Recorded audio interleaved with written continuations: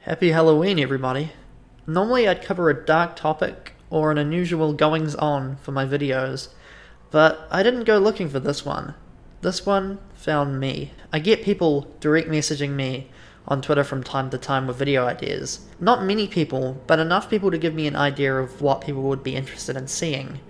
And most of it's friends and family and whatnot, but occasionally I get the odd stranger that wants to request something. And one I've gotten the most times out of any other request was for an arcade title known as Berzerk.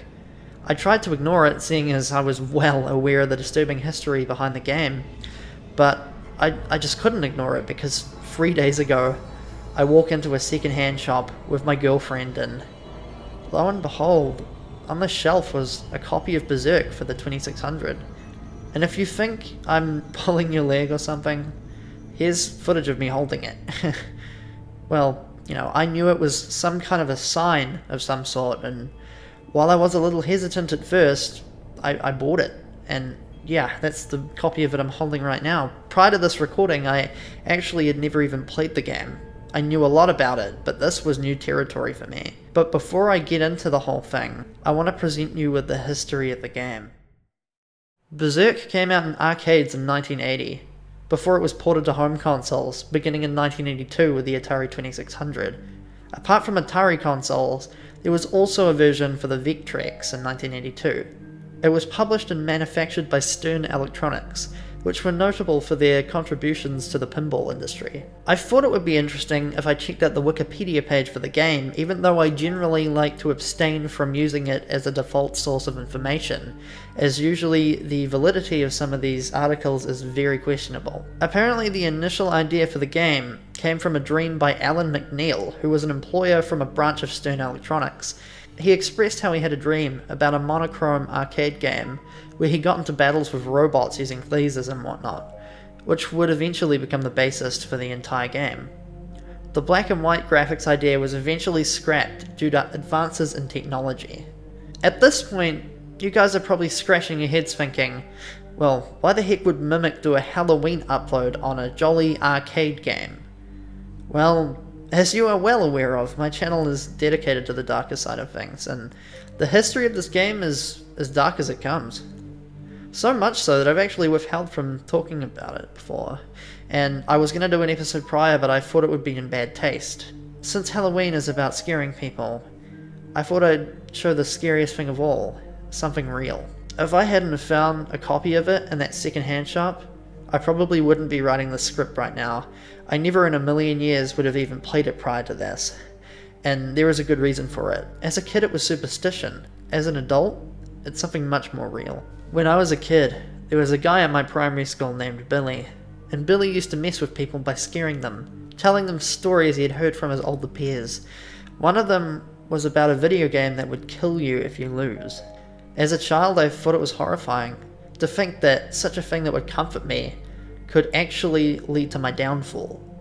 Well, it's awful to think about, but here is where the story takes a weird, disturbing turn, because the game he was talking about actually exists, but his details were very wrong.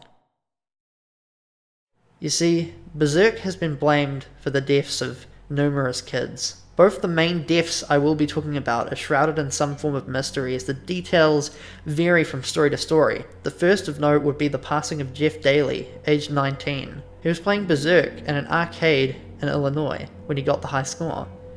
He typed in his initials, and apparently the high score he got?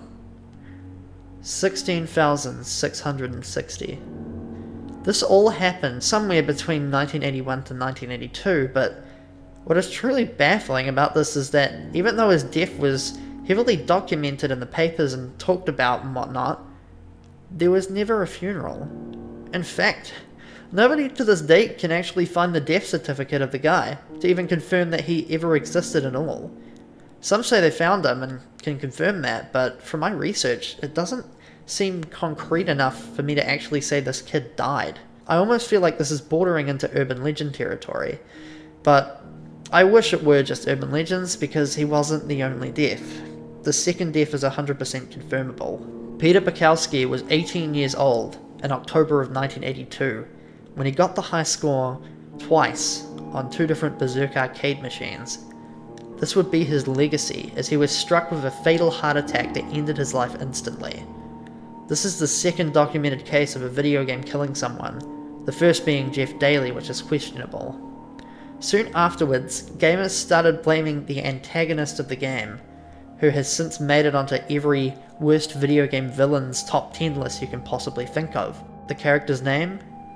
Evil Otto. Evil Otto doesn't look like much. He's basically a bouncing yellow smiley face. Well, he is the most terrifying thing about the gameplay, but if you take too much time to beat a level, Evil Otto will hunt you down mercilessly. He'll bounce through walls and will kill you upon any form of contact. Evil Otto was named after Dave Otto, who was the co-worker at Alan McNeil's previous job. McNeil was quoted as saying, "Dave Otto would smile as he chewed you out," which would eventually become an attribute of Evil Otto. While most people remember Otto as being a smiling yellow circle, there was an illustration from the 2600 version's game manual that actually shows something a little different. He's portrayed as a powerful circular creature, shooting telekinetic lightning from his eyes. In pop culture, people jokingly say that the reason people died was because of Evil Otto. It adds an element of fear to a basic arcade game, but I guess that isn't the only reason. Why, I could easily see somebody being put off from this title. So if anybody ever tells you that video games never harmed anybody, show them this video. I'm Mimic the Shadow, and I'm glad I suck way too much to get a high score on this game. Have a happy Halloween, and if you see Otto in your dreams, run.